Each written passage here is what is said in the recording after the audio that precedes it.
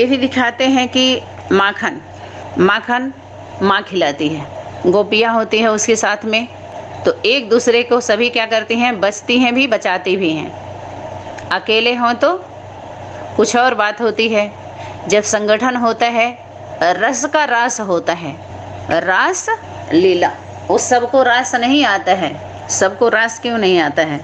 क्योंकि पास में नहीं आते हैं उनको बास आता है, बसते नहीं हैं। सब क्या बन के बैठे हैं, जादूगर। लेकिन जब वो जादूगर आता है ना, जादूगर नहीं, उनके ऊपर किसी का जादू नहीं चलता है। कितना हो मंत्र दे दो लेकिन अंतर नहीं पड़ सकता है। सभी लोगों ने देने की कोशिश किया, अच्छे से किया भी, दिया भी, लेकिन काम नहीं किया। उसके नज़र का असर था, इसीलिए किसी का असर नहीं हुआ। मंत्र का, जंतर का, उसका 24 आवर्स 24 घंटे उसके रोम रोम में क्या बोलते हैं, किसी की नज़र मुझ पे पड़े ना पड़े, प्रभु की नज़र का हुआ है असर। जब उसके नज़र का असर रहेगा तो किसी का नज़र पड़ता नहीं है उसके ऊपर, और पड़ता है तो असर नहीं होता है। जब उसका असर पड़ता है तो किसी का असर नहीं होता। उसकी नज़र पड़ती है तो किसी की नज़र नहीं लगती, सब पर नहीं होता है वो। तो जो जमुना जिसकी बुद्धि जाम हो गई थी, उसमें नागों का वास होता था, कालिया नाग रहता था। और कृष्ण जानते थे, बोलते थे पानी भरने मत जाना अकेले जमुना में, मना किया जाता था। तो जो गौरी थी उसको गोरी गोरी बोलते हैं, गोरिया, लेकिन गौरी है, गौरी शक्ति है, आदि शक्ति, उसके साथ सभी शक्तियाँ रहती हैं, देवियाँ।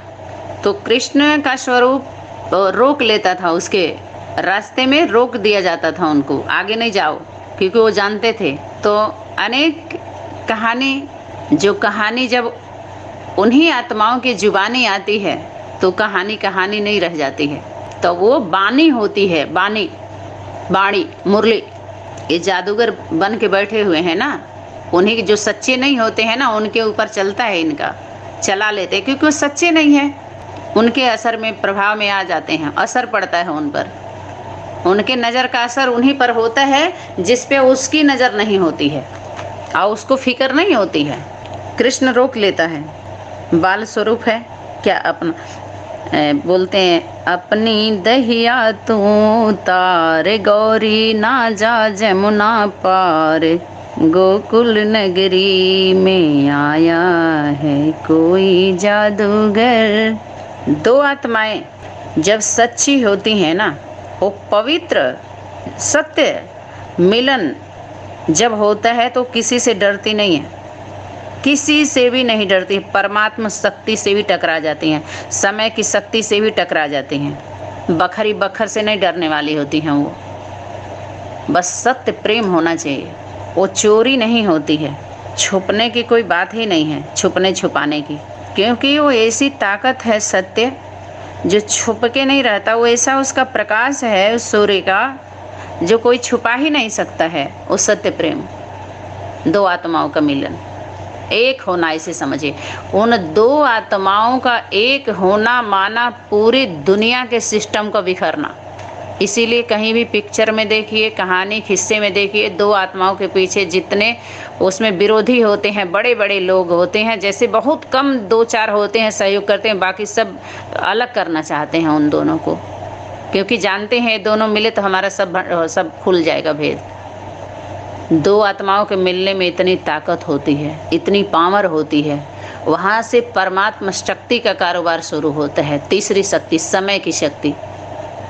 और जहाँ पर उसका सहयोग मिलता है तो पूरी दुनिया का वियोग शुरू होता है। योग फिर नहीं लगता है, भोग कर्म भोग योग नहीं होता। योग तो सिर्फ दो का संयोग, योग से मिले, योग संयोग होता है दोनों आत्माओं का, तब मिलन होता है उस योग में, संयोग, जिसमें कोई तिथि तारीख सा कोई प्लानिंग नहीं होता, उसमें प्लान नहीं होता है, योग संयोग। बाकी सभी आत्माएं जो भी लौकिक जो भी सिस्टम है सब प्लान से है, प्लानिंग है सब में। ये याद रहे सबको, जो सत्य है वो सत्य है और उसमें पर्दा नहीं रहता है। सत्य का मिलन जो होता है वो पर्दे का नहीं रहता है, वो तो सभा के बीच में भी दो की बातें हो जाती हैं, किसी को पता नहीं चलता है। और दो के लिए ही होता है, दो पर ही होता है। और खास जो नज़दीक होने वाले होते हैं वो जान जाते हैं, बहुत नज़दीक जो होते हैं।